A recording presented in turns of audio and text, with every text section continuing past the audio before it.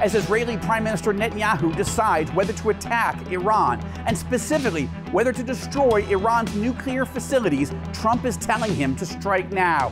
Biden and Harris are warning him not to. With pressure mounting from all sides, Netanyahu knows all too well that Tehran is right on the verge of building an entire arsenal of nuclear bombs. How? 6 years ago, he ordered Israel's legendary spy agency to steal Iran's entire nuclear weapons plans right out from under the regime's noses. It's an astonishing tale, right out of Mission Impossible or Ocean's 11. It's never been told before on American television, but you're about to hear the inside story. Target Tehran, how the Mossad stole Iran's nuclear crown jewels, tonight on the Rosenberg Report.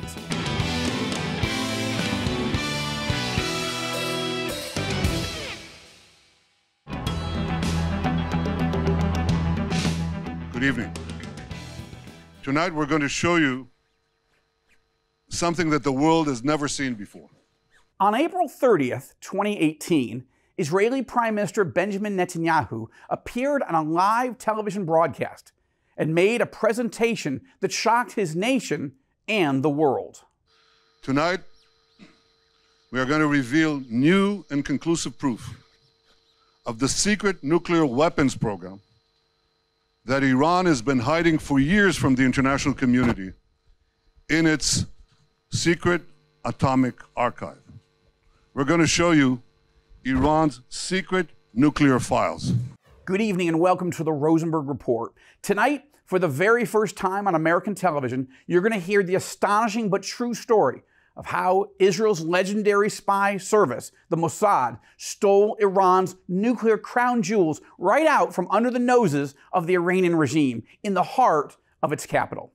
You're going to hear how the Mossad smuggled a half-ton of Iran's most closely guarded secrets out of the country, brought them back to Israel, and then revealed them to the world. The story could not be more timely. After all, at this very hour, Israeli Prime Minister Benjamin Bibi Netanyahu and his war cabinet are debating whether to attack Iran. Indeed, Netanyahu is weighing whether he should order the IDF to attack and destroy Iran's nuclear facilities. Now, President Trump is telling him to do it. So is Netanyahu's main domestic rival, former Israeli Prime Minister Naftali Bennett. That said, Bibi is under tremendous pressure from the Biden-Harris White House and from other world governments not to hit Iran hard, and definitely not to hit Iran's nuclear facilities. Now, if Netanyahu does decide to attack Iran's nuclear program, he will be relying on highly classified intelligence captured by the Mossad 6 years ago in a highly daring and dangerous operation that he and then Mossad chief Yossi Cohen planned and directed.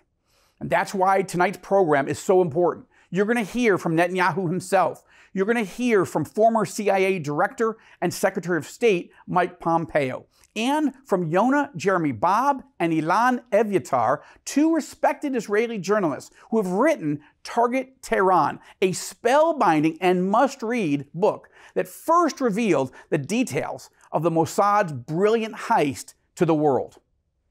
Our story begins at Netanyahu's shocking press conference in April of 2018, as the Prime Minister reminds Israelis and the world that for years, Iranian leaders denied even wanting nuclear weapons. You may well know that Iran's leaders repeatedly denied ever pursuing nuclear weapons. You can listen to Iran's Supreme Leader, Ali Khamenei.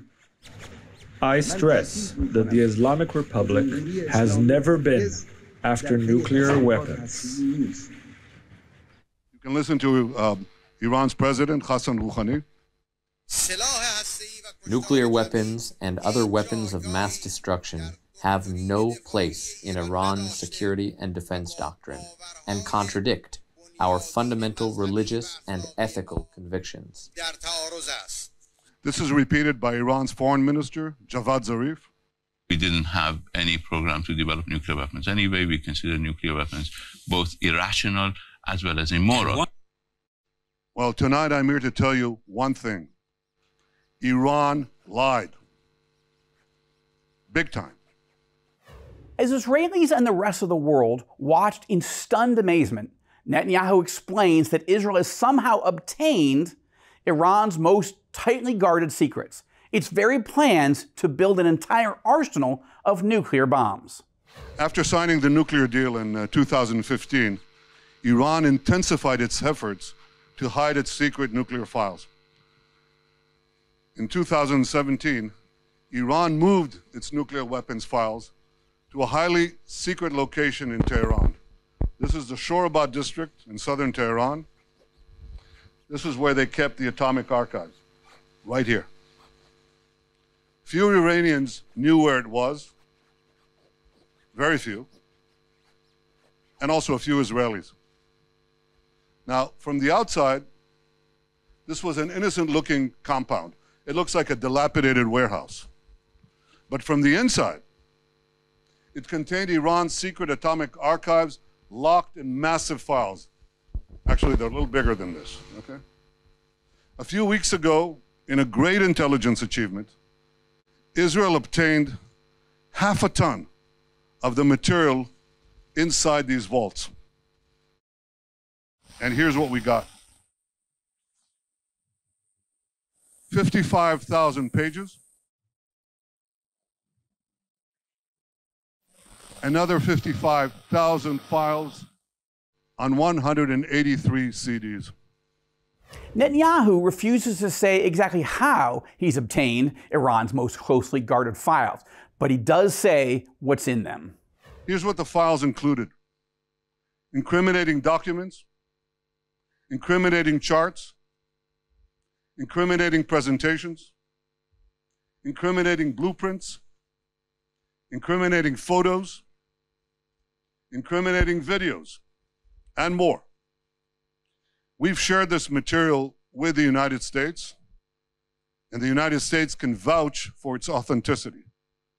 We will also share it with other countries, and we'll share it with the International Atomic Energy Agency. So let me tell you the history of this material. We've known for years that Iran had a secret nuclear weapons program called Project Ahmad. We can now prove that Project Ahmad was a comprehensive program to design, build, and test nuclear weapons. We can also prove that Iran is secretly storing Project Ahmad material to use at a time of its choice to develop nuclear weapons. Here's what Project Ahmad's explicit goal was: creating nuclear weapons. This is an original Iranian presentation from these files. And here's the mission statement: design, produce, and test 5 warheads, each with 10 kiloton TNT yield, for integration on a missile. You don't have to read Farsi to see 10 kilotons here, TNT. This is the specific goal of Project Ahmad. That's like 5 Hiroshima bombs to be put on ballistic missiles. Mike Pompeo was the director of the Central Intelligence Agency at the time that the Mossad stole Iran's nuclear crown jewels. Pompeo is a close friend and a professional colleague of Yossi Cohen, the Mossad chief who was the mastermind of the operation to steal Iran's entire nuclear archives. I interviewed Pompeo near the border of Gaza about the massive failure of Israeli intelligence on October 7th, 2023, when 6,000 Hamas terrorists invaded Israel and massacred 1,200 innocent people, and the stunning success of Israeli intelligence in stealing Iran's plans to build nuclear weapons. Mr. Secretary, thank you so much for coming to Israel. This was our worst intelligence failure, obviously, at least since 1973, and we're still reeling with that. We'll deal with that later. But Israel's greatest intelligence success, at least that we know publicly, was the heist of the Iran nuclear archives. And you and your relationship with Yossi Cohen, let's start with the magnitude of how important that heist was and what we learned from it. Well, remember at the time there was still this debate about the progress Iran was making on its nuclear weapons program and its fissile material program. There was also debate about how long that had been taking place and whether they were continuing to work on it. And what the documents ultimately revealed was not only a long history, something we'd known about since at least 2000, that had been working on since 2003, but it showed that there was ongoing and continuing efforts to build out their program. Within weeks, maybe days, President Trump made a decision, which I don't think was decided because of the heist, but it almost gave him a reason to pull out of the Iran nuclear deal. You had been one of the most outspoken critics of the Iran nuclear deal in Congress, and of course, in your role as CIA director and the Secretary of State, you were advocating that to the president, correct? Of course. Since I was a member of Congress, since Secretary Kerry had begun to negotiate that deal, it was very clear it wasn't going to solve the core problem. Right? The objective was to stop Iran from getting a nuclear weapon, and this agreement didn't do that. We can now see that almost a decade on now, conventional weapons could be moved, their missile program restarted. All of the elements of a full-scale nuclear weapons program, including its delivery components, weren't stopped by that deal. And so I thought it was a mistake for the United States to be a part of it. I was proud to see President Trump make that bold decision in the spring of 2018 to get out of the deal. And I am confident that Israel and America were safer as a result of that decision. You're good friends, close friends, and as well as working allies over the years with both Prime Minister Netanyahu and Yossi Cohen when he was head of Mossad. That was a gutsy decision, wasn't it? Because there was a high risk factor of sending Mossad and other, whoever else was involved in that operation to steal the nuclear weapons archives right out of the nose of the Iranians in Tehran.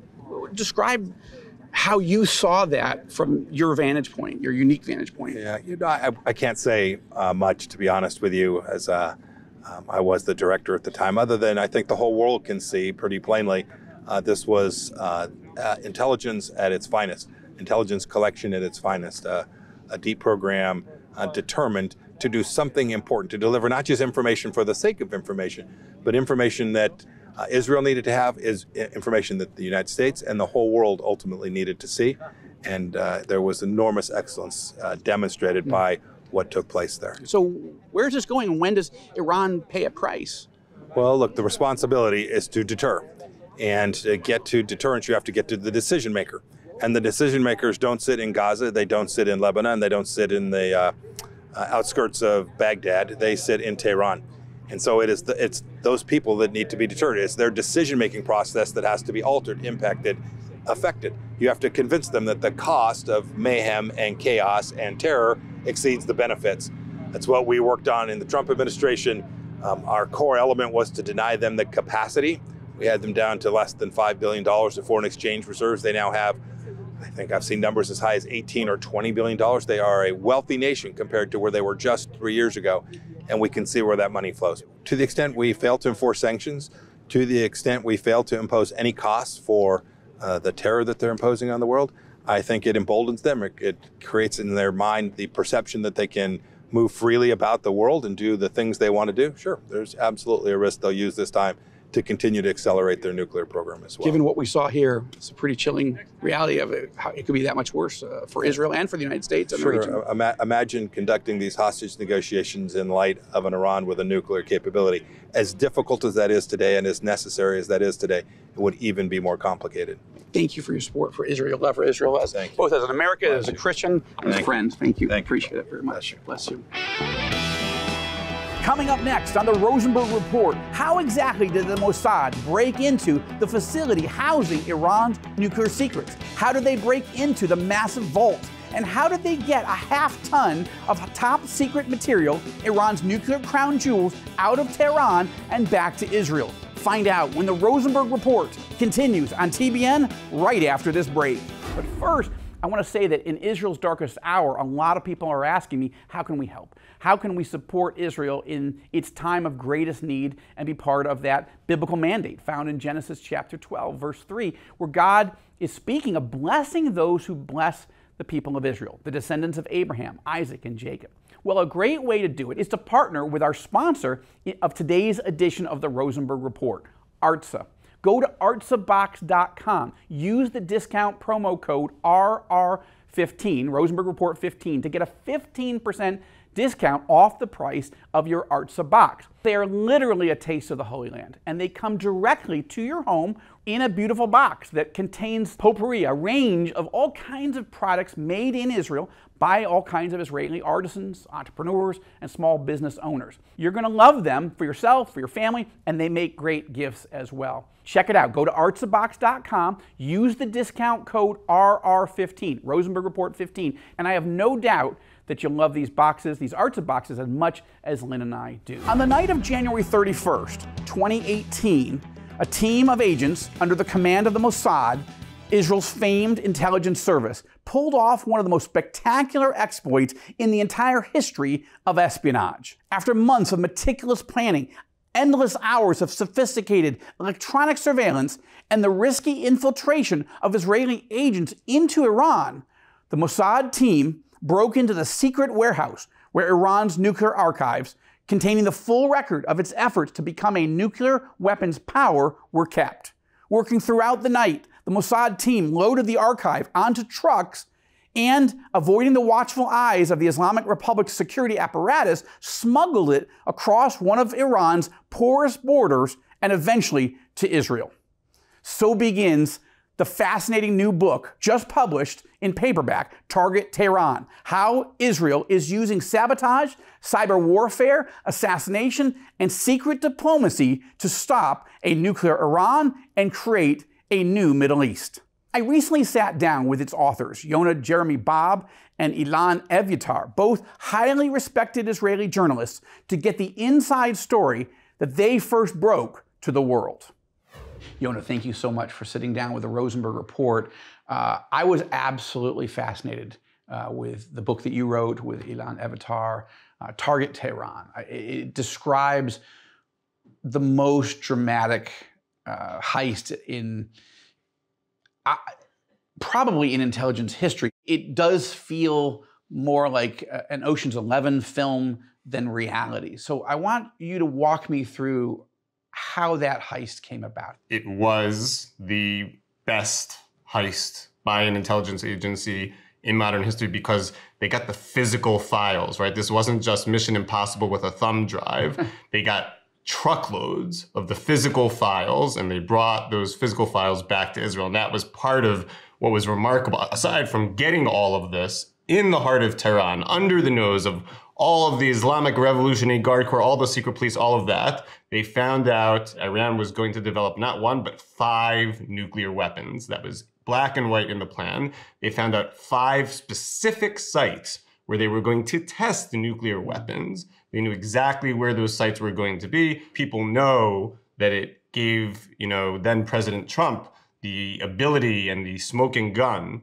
to pull out of the Iran nuclear deal, the JCPOA from 2015, which, he pretty much wanted to do anyway, but he gave him evidence. Iran is lying. Ilan Evyatar, you are the co-author of Target Tehran. You describe Yossi Cohen in the book as a man of daring. He's willing to take risks. And he personally managed this operation, right? Describe the night of the operation. Sort of take us into the war room at Mossad's operational headquarters. What was happening in that room that night? Man, I think the atmosphere was very, very tense. At around 10:30 at night, Yossi Cohen was there with his deputies, with Ehud Levi, who had prepared the operation, and with others who had been involved. They were watching what was happening in Iran, in Tehran, where around a couple of dozen agents were waiting in this industrial neighborhood. Live satellite imagery, live imagery from the agents themselves, perhaps. Obviously, we can't go into all the details of how that works, but they were getting their feed from the 24 or so agents in Tehran, in this industrial neighborhood in Shirobad. This huge sprawling complex which was sort of the last place you would expect to find a country's crown jewels, let's say, the nuclear archive, their nuclear secrets. In Ocean's 11, they hack into the video surveillance, they hack the alarms. We know that Israel is a cyber superpower. Even if the United States is more, Israel is at a very, very high level in that area. They knew in advance that the secrets were in very thick safes, and they knew that they needed to burn through the safes. So they needed blowtorches to get up to 3,600 degrees. They had tested this. They had bought copies of the safes in a third country and tested it to figure out exactly how long it would take, how hot they needed to get. They knew every little detail of what was going in there. They clearly had some kind of inside information, a camera, whatever. They'd hacked the systems, and they were able to know, even though there had been a mild change in where things were positioned, out of the 22 safes that were in this shipping container, they were able to go to the 6 that they needed, cut them open. They'd previously obtained a safe of that make from Iran. They'd taken it to another country. They'd practiced on it. They'd figured out how to cut through it in the quickest way. So yes, that's very, very dramatic. So they had special teams for all of those different, things in order to take care of all of those different aspects. And yet still, one of the most incredible things for me about the operation is, again, Mission Impossible, you use a thumb drive and you have maybe 2 minutes, 90 seconds, 60 seconds, 30 seconds, get out of here before the security people walk in. 6 hours and 29 minutes. They were there for 6 hours and 29 minutes. So that is mind-blowing to me. They knew exactly what was going to happen with the security people, when they were on, when they were off. And then they loaded into trucks. But there's only 2 trucks that really have the documents, and they have a whole bunch of other trucks that look exactly the same, and they all drive in different directions to confuse the Iranians. And this is the genius of the Mossad. It's not being able to just, assassinate people. It's being able to get into places that nobody else can get into, and to be able to get out without being caught, and to find out everything you need to know. And it stands to reason that they needed to have probably more than one inside person. And Yossi Cohen was personally managing the operation.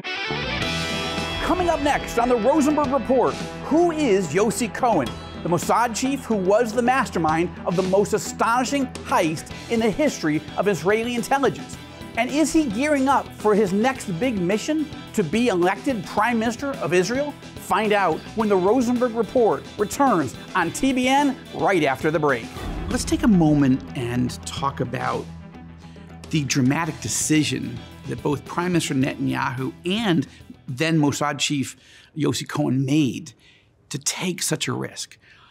This is a complicated operation. Why do you believe that these two decided to roll the dice? I mean, it may have been arguably the biggest gamble of both of their careers, but for Netanyahu, even more important, because he had taken a gamble in the 1990s, around 97, I believe, in which he had authorized the Mossad to try to assassinate a key terrorist leader in Jordan, and it was a disaster, intelligence-wise, but also diplomatically. So there was a huge risk here. Why do you think they did it?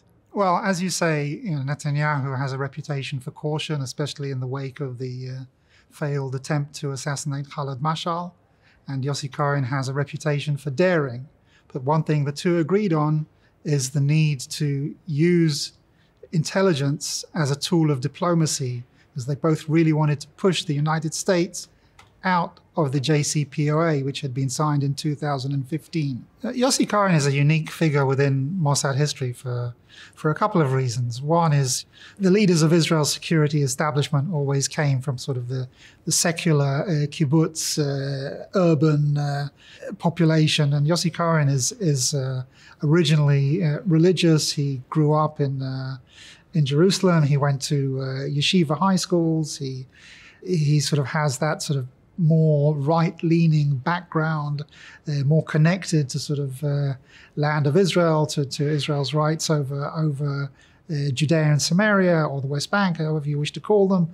And he's also a figure that is very media-oriented. He loves the cameras. He loves the limelight. He's not sort of one of a John le Carre, Smiley's people kind of guy. He's in that sense very modern. He understands we live in a media-oriented world, that you have to get, that your messaging is very much as important as or another element in that whole sort of intelligence picture. Yossi Cohen, as you mentioned, grew up religious. Even to this day, he is much more religious than any of the other prior Mossad chiefs. And that impacted the way that he views the world, that impacted the way that he understands the Iranians. If you're a religious person, you sometimes understand what it means for the other side to be a religious person, how committed they may be to certain things in a different way that other people might understand. I think he also sort of believes in the righteousness and the success of certain operations in a different way. So, some of the other Mossad chiefs might say, well, he takes big risks, and he probably does. And probably they don't always come out, but in the global scheme, he would say, by taking the bigger risks, you get the bigger wins, the bigger achievements, such as this operation of getting Iran's nuclear secrets from under its nose. Because you think he wants a future in Israeli politics? Yossi Cohen has so far said that he hasn't decided whether he will enter politics, but I would say that he is very much built for that world. He's very suited to that world, and I think he very much wants to be in that world and sees himself as someone capable of leading this country.